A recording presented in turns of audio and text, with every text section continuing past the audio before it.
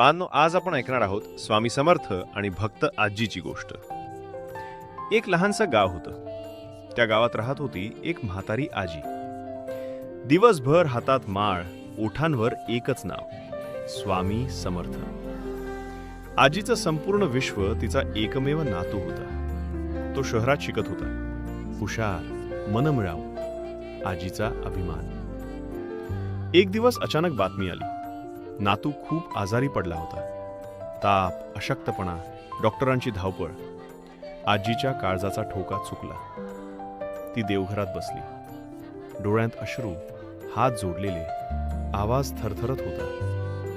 स्वामी, माझ्या लेकराला काही होऊ देऊ नका. माझ्याकडे काही नाही, पण तुमच्यावर पूर्ण विश्वास आहे. त्या क्षणी खोलीत एक अद्भुत शांतता पसरली. दिव्याचा प्रकाश तेजस्वी झाला आणि स्वामी समर्थ प्रकट झाले. स्वामी हसत म्हणाले, आजी, घाबरू नकोस. तुझ्या नातवाला काही होणार नाही.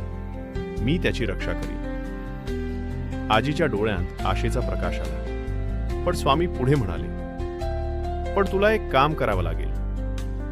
आजीने लगेच विचारलं, स्वामी सांगा, माझं आयुष्य पण देईन.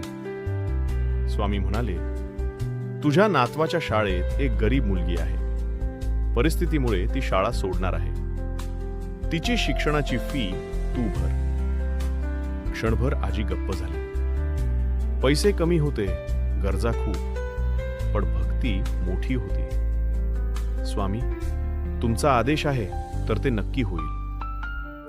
दुसऱ्याच दिवशी आजीने जमेल ते पैसे गोळा केले आणि त्या गरीब मुलीची पूर्ण फी भरली. त्या रात्री चमत्कार घडला.